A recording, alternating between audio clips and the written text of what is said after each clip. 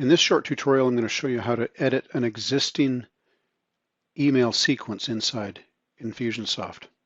Come up here to the logo, top left, select Campaign Builder, and then select one of the existing campaigns from the list. We'll select this one and open up each one of these. This is called a sequence. We'll open that up. All right. Let's just say that we, as you can see here, there's each one of these represents an email, and this is the timing duration between the emails. From the time the sequence is activated, we're going to wait 15 minutes. And if you open up the timer by double-clicking it, you can change that to hours, days, weeks, months, etc., or change the timing. If this is a dynamic sequence, meaning, let's say, for example, somebody opts in to a page and you want them to receive that first email 15 minutes after opting in, you want to make sure you run on any day between these hours, 12 a.m.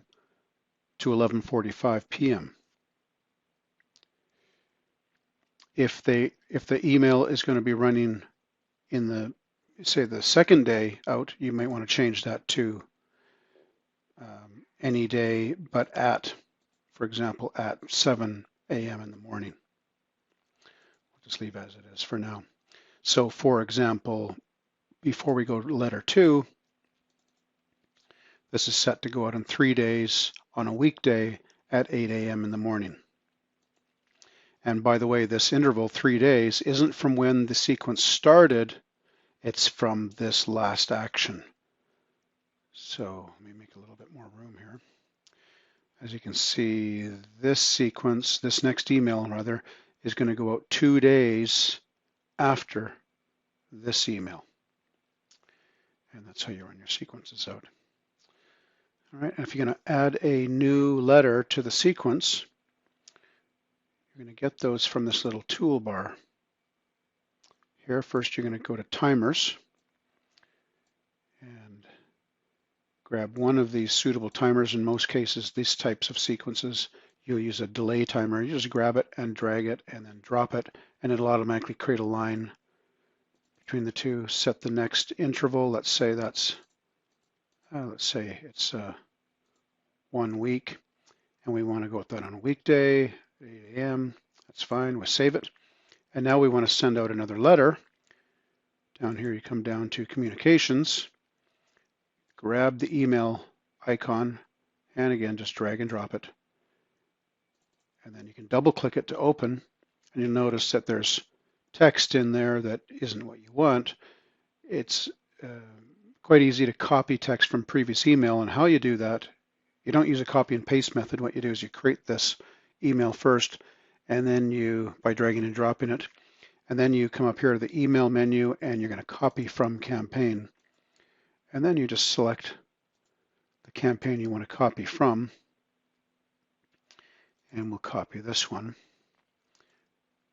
That one looks good, and we'll use that. And then once you've got the email up, you're going to change it from draft status to ready. You can, of course, edit the subject line and any other options, and of course, edit the text. When you're done editing, you'll back to sequence, and then you can name this email here. Let's call this email 6. But again, you usually put a name to it according to the content that's in. For example, special offer ends in 2 days. And of course, you can abbreviate that.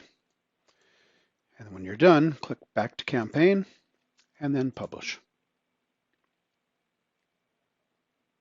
This little checklist automatically checks to see what kind of state your campaigns are in. And as you can see, it's throwing an error here, email merge field error, probably because we've got an old merged field, but that's okay. For now, we'll just leave that.